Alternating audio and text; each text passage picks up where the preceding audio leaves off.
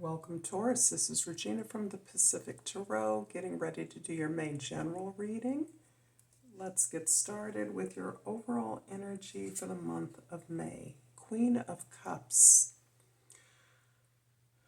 The sun has moved into Taurus, so this card feels very apt in terms of your capacity to really allow yourself to feel your feelings, to be supportive of others, to allow yourself to share your vulnerabilities with others, to deeply enjoy your own passions or those activities that fill you with joy, and to contemplate your overall sense of peace and rest. This is how you are loving yourself. This is the theme of this month, perhaps for you, is how deeply you can love yourself. You are often responsible for the support or care of others, and in that you can find yourself masking your own need for attention to yourself, your physical well-being, your spiritual well-being, and your overall emotional sense of contentment and fulfillment. In the 10th house, the house of your social identity, the way others see you, the Five of Swords shows that you are really thinking a lot about the things that you want to change in your life. This is about a shift in your value system.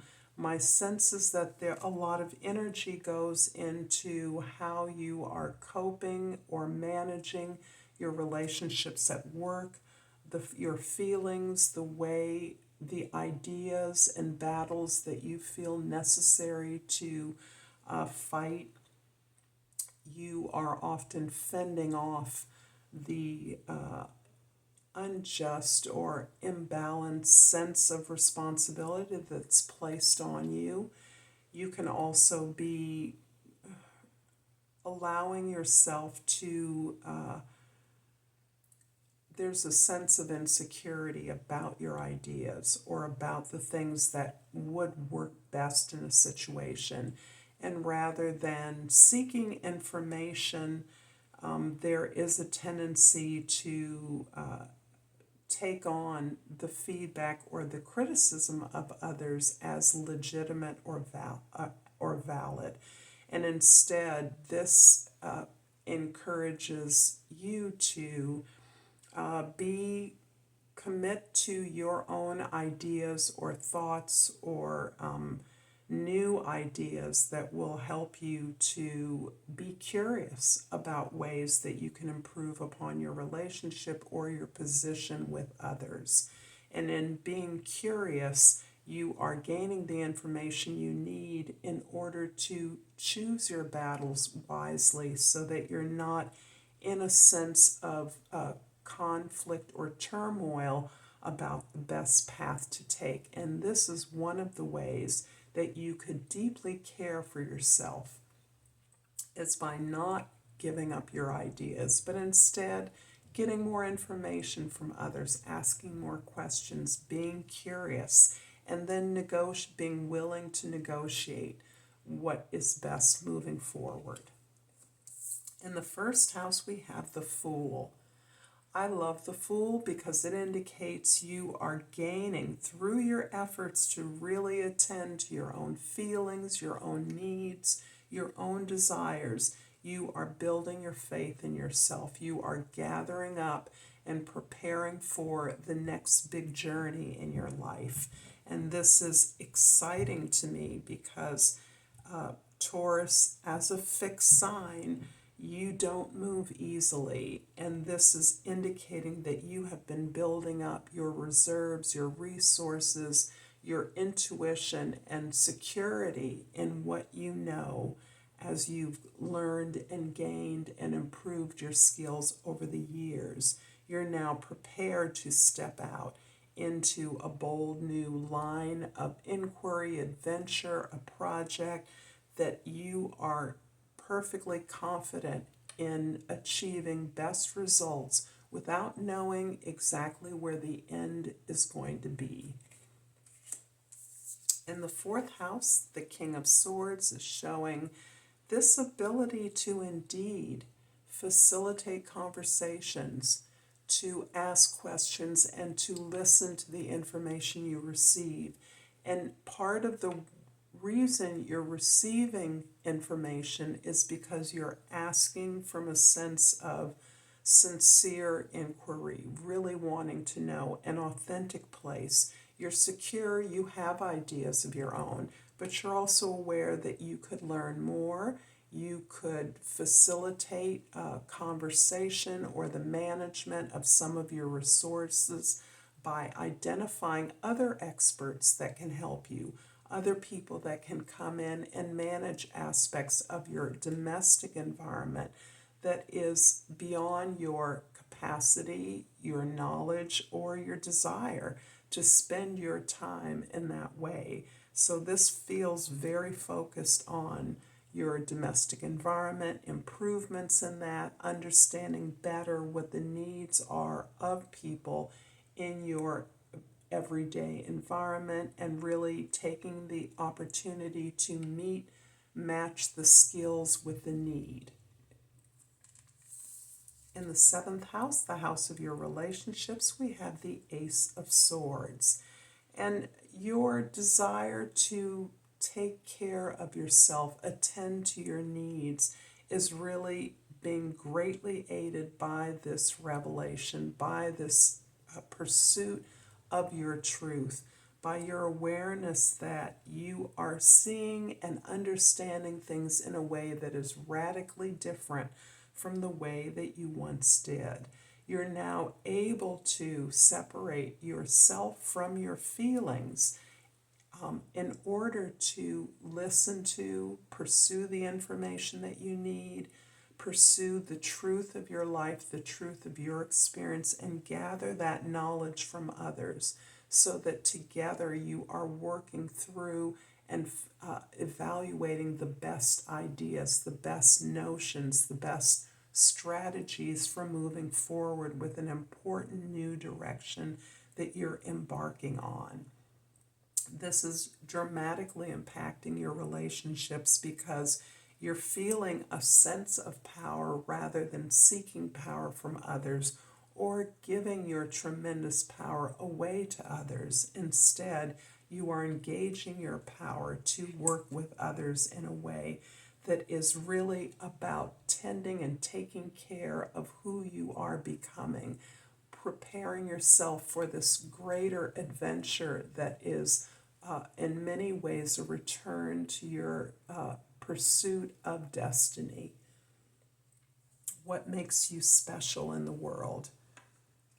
The Fool card in the first house is clarified by the Strength card in the second house and the Ten of Swords in the third house. A lot of releasing of energy, a lot of really working hard and being brave in your efforts to overcome many challenges. You have been really you've been struggling for a while, I should say. You've been really having to pick through and work through what has felt in many ways like a minefield. And you've been doing that consistently, courageously, in the way that a Taurus would. But you have, in the process, really had to let go of all of these old ideas about the way you were, the capacity you had, what you were capable of. You've really had to release that. Old ideas of your relationships and old relationships that no longer suit you. This can be a long period of loss that you've sustained that has helped you to uncover the patterns of behavior in your life. Not only the heartbreaks, the disappointments that you've received from others, but your own behaviors, your own patterns that limited what you were capable of, what you believed you were capable of. The King of Swords in the 4th house is clarified by the 6 of Cups in the 5th house and the 4 of Swords in the 6th house. That's quite a tongue twister. So the 4 of Cups, to begin with, is a celebration. You are in a place where you have recognized that the things you once wanted may no longer suit you where you're at. You're recognizing the things that were more illusory to your happiness and satisfaction, or you may receive an offer that encourages you to reflect on how much you've grown, perhaps how this offer that might have at one time seemed like the answer to your prayers is no longer actually something you're terribly interested in. And that is again a reflection of this way in which you're engaging in all of your relationships and your opportunities in a way that has you clear that you are capable of giving yourself the attention, the resources, the care, the nurturance, the guidance that you need in order to fulfill your own desires, to find pleasure in those. There's also a greater sense of how much progress you've made, how far you've come in really, again, recognizing those talents you were born with, this path of destiny that you've been on your entire life, but that you may now be seeing the sense of that, the sense of your special and unique talents for this time, and that you now have the tools you need and the belief, the faith in yourself to pursue that destiny. The Ace of Swords is in the 7th house is clarified by the 9 of Wands in the 8th house and the 3 of Wands in the 9th house. The 9 of Wands is really again a reflection of how hard you have been working, how hard you have struggled to meet your obligations, put in the work required of you to do and maintain your relationships, your bonds, to be responsible to your children, your family members, your co-workers, and the exhaustion that you're feeling from that. However, you are determined. You are very clear that you are so close to the end.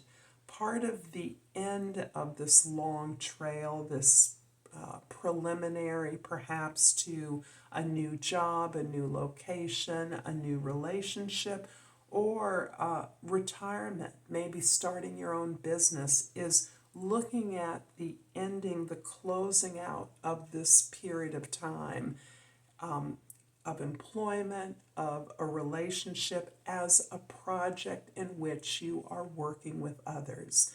You're working with others to gain the most information, to fulfill the needs of this transition that you are preparing for, and that you are recognizing the desire of all parties involved, particularly your capacity to work with others, to lead when necessary, to be intentional, and also to receive the information and the expertise of others with whom you must work.